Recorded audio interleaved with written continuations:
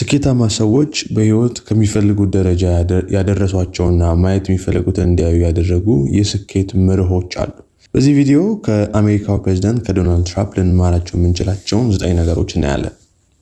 የመጀመሪያው ግልጽ ራዕይ። በንግዱ ዓለም ይሁን በፖለቲካ ዓለም ግልጽ ራዕይ ያለው ሰው ነው። ምን ማድረግ እንደሚፈልግ ያውቃል። ያንን ለማድረግ ይሰራል።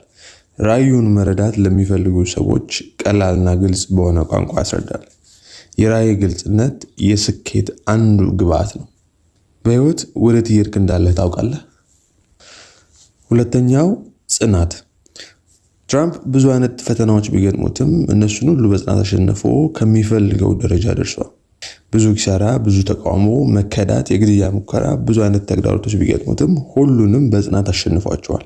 በአንድ ወቅት የ$1 ቢሊዮን ባለዕዳ ሆኖ ሚዲያዎች በሙሉ ባዶ እንደሚሆንና እንደወደቀ በሚያወሩበት ጊዜ እንኳን ያንን ሁኔታ አሸንፎ ተመልሶ ወደ ስኬት ማማ ወጥቷል።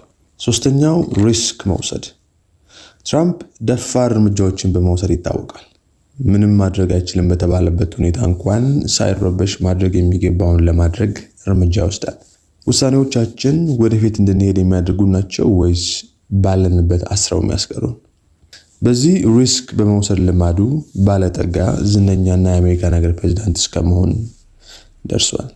አራተኛ የመደራደር ችሎታ። ትራምፕ የሚታወቅበት አንደኛው ክህሎት የመደራደር ችሎታ ነው። በእያንዳንዱ እንቅስቃሴ ውስጥ ተደራድሮ ለራሱና ለሀገሩ ጥቅም የሚያስገኝለትን ነገር ከማድረግ ወደ ኋላ አይመለስም። The Art of the Deal የሚባለው በብዙዎች ዘንድ የሚታወቅ መጽሐፍ የጻፈ ሲሆን በእጁ ያስገባቸውን ብዙ ነገሮች ለዓመታት በትዕግስት ተደራድሮ እንደሆነ ይናገራል። አንዳንዴ ደግሞ የጀመራቸው ስራዎች ላይ የደረሱበትንም ተቃውሞዎች ሁለታቸውንም ወገኖች የሚያሸንፉበትን የጋራ ሀሳብ በማምጣት ሊያሳካ የሚፈልገውን ነገር አሳክቷል። The Art of the Deal የሚለውን መጽሐፍ እንድታነቡ አበረታታችኋለሁ። አምስተኛ በራስ መተማመን። ትራምፕ በራስ መተማመን ለስኬት በጣም አስፈላጊ ነገር እንደሆነ ሲናገር ይደመጣል። ያለፈባቸው አስቸጋሪ ሁኔታዎች የእውነትም ለራሱ ያለው ግምት ጤናማ እንደሆነ ያሳያሉ። አብረውት ከሚሰሩት ከሚዲያው ከተለያዩ ቦታዎች በሱ ላይ የሚወረወሩት አሉታዊ ነገሮች አጠነከሩት እንጂ አላስቆሙትም። በህይወታችን የሚገጥሙንን ተግዳሮቶች ለማሸነፍ በራስ መተማመን የመጀመሪያውን ቦታ ይዛል። ስድስተኛ እጅ ያለን ነገር መጠቀም።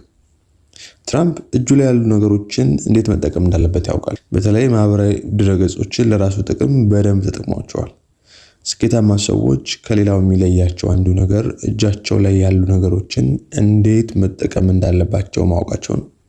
የለኝም ብለን ከምንላቸው ነገሮች ይልቅ ያለን ነገሮች ላይ አተኩረን ስንጠቀምባቸው ስኬታችን እየጨመረ ይሄዳል።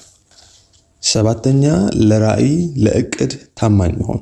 ትራምፕ የሚታወቅበት ሌላኛው ነገር አደርገዋለሁ ብሎ ላለው ራዕይና እቅድ ሆኖ እስኪያዩ ድረስ አቋሙን አይቀይርም። ለራዕዩ ታማኝ ነው። ዛሬ እንዲያደርጋለሁ ብሎ ነገ ተነስቶ ደግሞ ሌላ ነገር አያወራም። የፈጀውን ጊዜ ቢፈጅም ሆኖ ማየት የሚፈልገውን ነገር ከማድረግ ወደ ኋላ አይልም።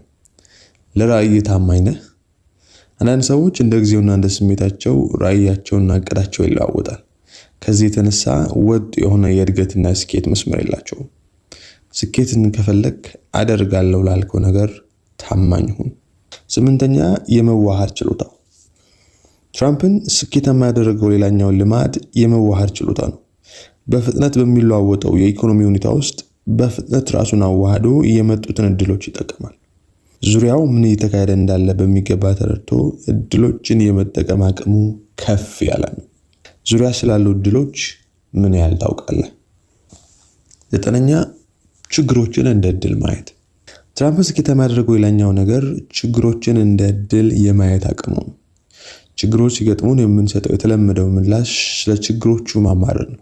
በችግሮች ውስጥ እድሎችን ማየት የስኬታማ ሰዎች የአእምሮ ልማድ ነው።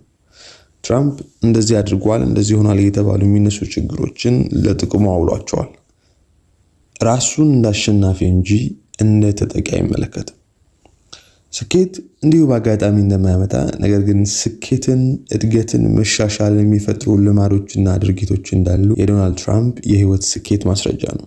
እነዚህን መርሆች ባለንበት ሁኔታና ደረጃ ብንተገብራቸው እኛም የምንፈልገውን መሻሻል እንድናመጣ ያግዙናል። አሁን ጀምረን እርምጃ በመውሰድ የህልማችንን መንገድ እንጀምር።